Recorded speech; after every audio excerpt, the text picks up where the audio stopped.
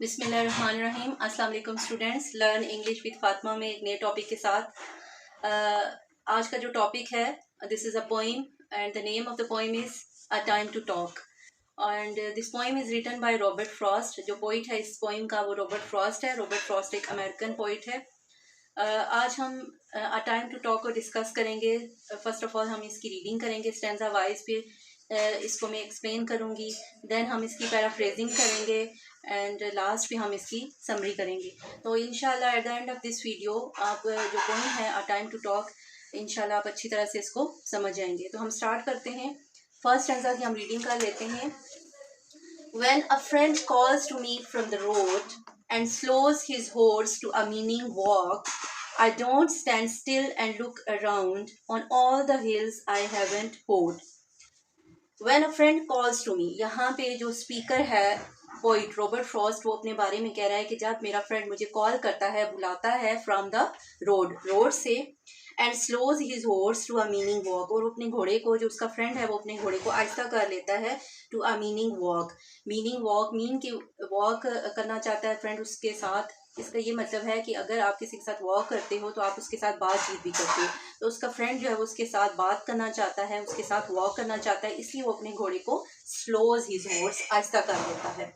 तो जब जो स्पीकर होता है पोइट, वो क्या कहता है, आई डोंट स्टैंड स्टिल। जब वो अपने फ्रेंड की आवाज़ को सुनता है तो वो स्टिल खड़ा नहीं होता वहाँ पे, बल्कि क्या करता है, लुक अराउंड, आगे पीछे वो देखता है।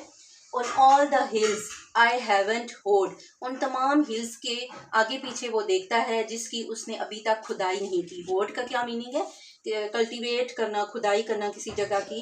अर्थ को जो है वो अर्थ की जो ज़मीन है उसकी किसी जगह को, उसके किसी पार्ट को लूज़ करना, मीन वहाँ पे खुदाई करना। तो जो पॉइंट है वो ये कह रहा है कि उसका फ्रेंड उसे बुला रहा है और वो उसे बात करना चाहता है, but the poet is busy in his work, लेकिन पोइट जो है वो अपने काम में मसरूफ़ है। जब उसका फ्रेंड उसे बुलाता है तो वो क्या करता है कि वो ये नहीं कहता कि मैं बिजी हूँ अपने काम में, बल्कि वो अपने फ्रेंड की कॉल को इग्नोर नहीं करता। He wants to talk to his friend, वो अपने फ्रेंड से बात करना चाहता है, इसीलिए वो अपने काम को वहाँ पे रोक देता है और आगे पीछे देखता है उन तमाम हिल्स पे जहाँ तक उसने खुदाई नहीं की। फर्स्ट स्टैंजा में अभी तक यहाँ जो है वो हमें यहीं तक बताया गया है कि वो क्या करता है, वो आगे पीछे देखता है उन तमाम हिल्स पे जहाँ पे उसने अभी तक खुदाई नहीं की। तो बेसिकली ये जो फर्स्ट स्टैंजा है, इसमें यही पॉइंट जो हमें मैसेज देना चाहता है ये है कि ऑल्दो आप अपने काम में बिज़ी होते हो, लेकिन अगर आपका फ्रेंड आपको बुलाता है तो आपको उसकी कॉल का आंसर करना चाहिए, क्योंकि the friendship is very important for your life. तो this is the first stanza, I hope आपने समझ लिया होगा। अब हम सेकंड स्टैंजा की तरफ चलते हैं। गो। सेकंड स्टैंजा की हम रीडिंग कर लेते हैं पहले। And shout from where I am, what is it, no not as there is a time to talk, I thirst my hoe in the mellow ground, blade end up and 5 feet tall। ये second stanza है। जो first stanza था वहाँ पे जो poet होता है वो ये बता रहा होता है कि उसका फ्रेंड उसे बुलाता है और अपने घोड़े को आहिस्ता कर लेता है क्योंकि वो उससे बात करना चाहता है, और पोइट जो होता है वो उसको, अपने फ्रेंड को, उसकी कॉल को इग्नोर नहीं करता और आगे पीछे देखता है। यहाँ पे क्या है, and shout from where I am, जहाँ पे वो काम कर रहा होता है, the speaker and the poet जहाँ पे काम कर रहा होता है वहीं से वो शाउट करता है, ऊंची आवाज़ में चिल्लाता है, व्हाट इज़ इट, कि क्या बात है। वो उसे पूछ रहा होता है कि व्हाट इज़ द मैटर, क्या बात है, तुम जो है वो, why are you calling me, तुम मुझे क्यों बुला रहे हो। No not as there is a time to talk, फिर वो खुद से रियलाइज़ कर लेता है कि ऑल्दो वो काम कर रहा है, but this is the time to talk with his friend, अब ये टाइम है कि वो अपने फ्रेंड से बात करे। आई थर्स्ट माई हो इन द mellow ग्राउंड, तो क्या करता है जो पोइट होता है वो थर्स्ट करता है अपने हो को। थर्स्ट का मतलब होता है कि किसी भी जो पुश करना किसी चीज़ को फोर्स के साथ ना, थर्स्ट करना मीन पुश करना, ड्राइव करना किसी चीज़ को फोर्स के साथ। तो जो उसका हो है, हो जो है वो टूल है, खुदाई करने के लिए जो आला यूज़ होता है उसको कहते हैं हो। उसका जो ब्लेड होता है वो थिन होता है और उसका जो हैंडल होता है इसका हो का वो लॉन्ग होता है। तो ठीक है, वो अब थर्स्ट करता है अपने हो को मैलो ग्राउंड। मैलो का क्या मतलब है? नरम, ठीक है, माइल्ड, टेंडर।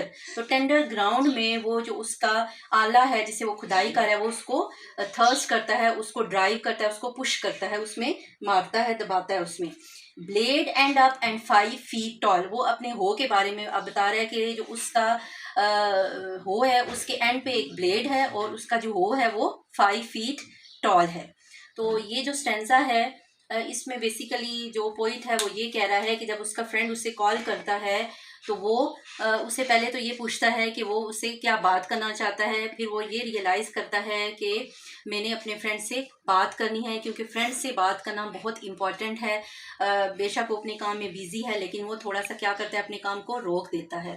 तो ये था सेकंड स्टेंजा। अब हम जो है वो थर्ड स्टेंजा की तरफ चलते हैं। गो। जो थर्ड है वो स्टेंजा नहीं है बल्कि ये 2 लाइन्स ही हैं। तो हम इन लाइन्स को पढ़ लेते हैं। And plod I go up to the stone wall for a friendly visit. ये 2 लाइन्स हैं, हम इनको एक्सप्लेन कर लेते हैं। प्लॉट का क्या मीनिंग है? प्लॉट का मीनिंग है कि टू वर्क हार्ड, डिफ़िकल्ट काम करना, सख्त काम करना। I go up to the stone wall. अब जो पोइट है, जो स्पीकर है, वो ये कह रहा है कि वो क्योंकि जो ग्राउंड था जिसको उसने नरम किया था अपने हो के साथ, अपने उस टूल के साथ जिस ग्राउंड को उसने नरम किया था, वहाँ पे वो बहुत मुश्किल से चल के आ रहा है।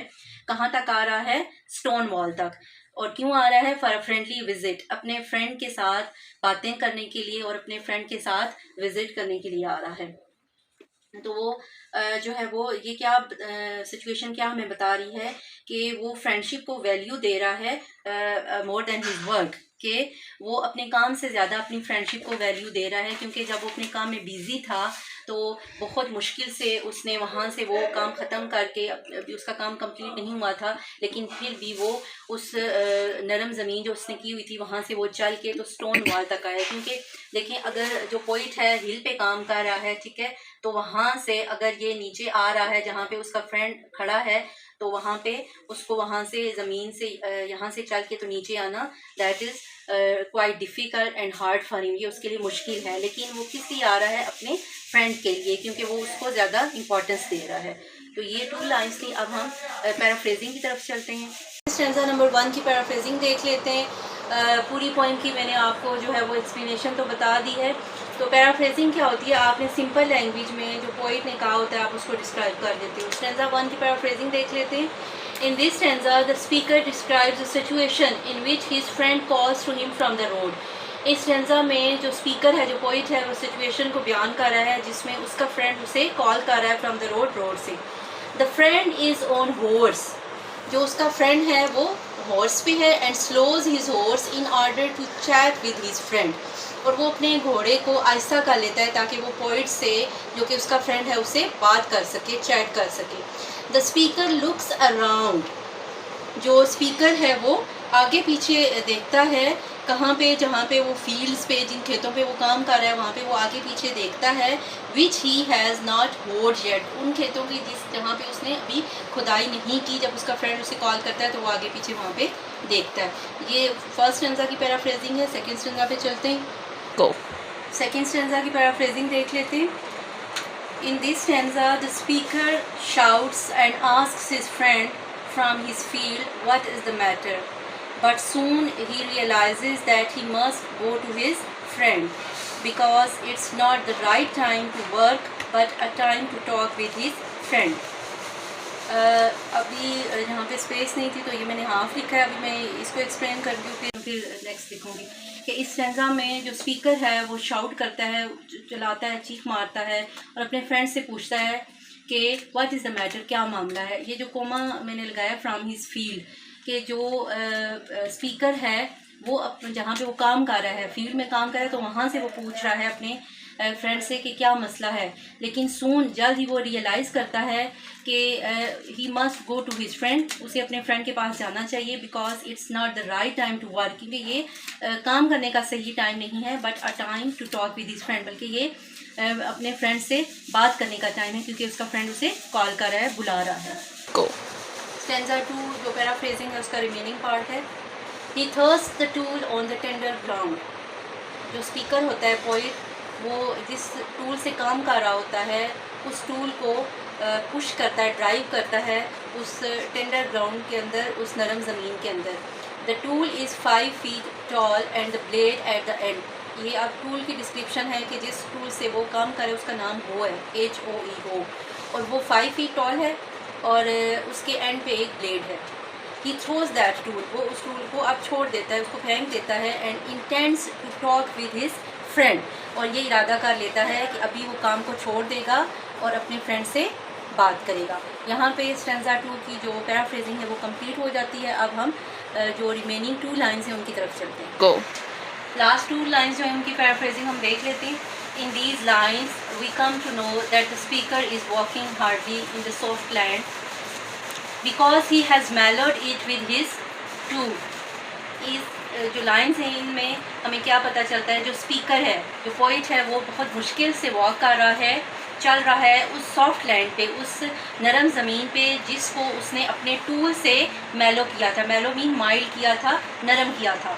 He went up the stone wall for friendly visit. तो वो स्टोन वॉल जो कि स्टोन मीन पत्थर, जो पत्थर से बनी हुई दीवार है, वो वहाँ तक जाता है। किस लिए जाता है? अपने फ्रेंड के से बात करने के लिए, अपने फ्रेंड के साथ जो है वो वॉक करने के लिए। This shows that the speaker values friendship more than his work. जब जो स्पीकर है उसने अपना काम छोड़ दिया है और वो अपने फ्रेंड के साथ जो है वो वॉक करने के लिए जा रहा है, तो ये क्या, इससे हमें क्या पता चलता है कि जो स्पीकर है वो फ्रेंडशिप को ज़्यादा वैल्यू देता है अपने वर्क से। तो ये इन 2 लाइन्स की पैराफ्रेजिंग थी। हम समरी पे चलते हैं। आज टाइम टू टॉक की समरी देख लेते हैं। ये अभी मैंने हाफ लिखी है, पहले मैं इसकी रीडिंग करती हूँ, फिर नेक्स्ट जो है वो लिखूँगी और फिर आपको उसकी रीडिंग करके बताऊँगी। A Time to Talk by Robert Frost is about the importance and value of friendship. जो पोइम है time to talk Robert Frost की, उसमें इम्पॉर्टेंस है, वैल्यू है किस चीज़ की? फ्रेंडशिप की, उसके बारे में बताया गया है। The poet speaks on how nothing should get in the way of greeting a friend. कि कोई क्या पोइट किस चीज़ पे बात कर रहा है कि कोई भी चीज़ इस रास्ते में नहीं आनी चाहिए। जब आप फ्रेंड से ग्रीट करना चाहते हो, उससे मिलना चाहते हो, जो आपको हुआ कम टू विजिट, जो आपको मिलने के लिए आया है, तो किसी चीज़ को रास्ते में नहीं आना चाहिए, बल्कि आपने फ्रेंड से मिलना है। The poem begins with the speaker describing a situation in which his friend calls to him from the road. Poem कहाँ से शुरू होती है कि स्पीकर एक सिचुएशन बयान कर रहा है जिसमें उसका फ्रेंड उसे रोड से बुला रहा है। ये जो है वो हाफ है। अब हम जो है वो नेक्स्ट पे चलते हैं। ये जो है ये रिमेनिंग पार्ट है समरी का। His friend has come on his horse just to chat with him. उसका फ्रेंड जो है वो घोड़े पे आया है स्पीकर से बात करने के लिए। तो जो स्पीकर है, the speaker sets aside his work and goes to speak to his friend. जो स्पीकर है वो अपने काम को छोड़ देता है और अपने फ्रेंड से बात करने के लिए जाता है। So he is determined to talk to his friend. जो स्पीकर है वो अपने फ्रेंड से बात करने के लिए पुरअज़म है, बात उसे करना चाहता है। The speaker believes that one's work and livelihood should not ever get in the way of maintaining friendship. कि अगर आप फ्रेंडशिप को मेंटेन करना चाहते हो तो आपका जो काम है वो उसके रास्ते में नहीं आना चाहिए। This is the summary of a time to talk. अब हमने इस वीडियो में सबसे पहले जो है वो पोइम को अंडरस्टैंड किया है, फिर हमने इसकी पैराफ्रेजिंग की है और फिर हमने इसकी समरी की है। अब भी अगर किसी को इस पोइम में कोई प्रॉब्लम है तो वो कमेंट्स में मुझसे पूछ सकता है। Thanks for watching, subscribe my channel and like and share this video. Thank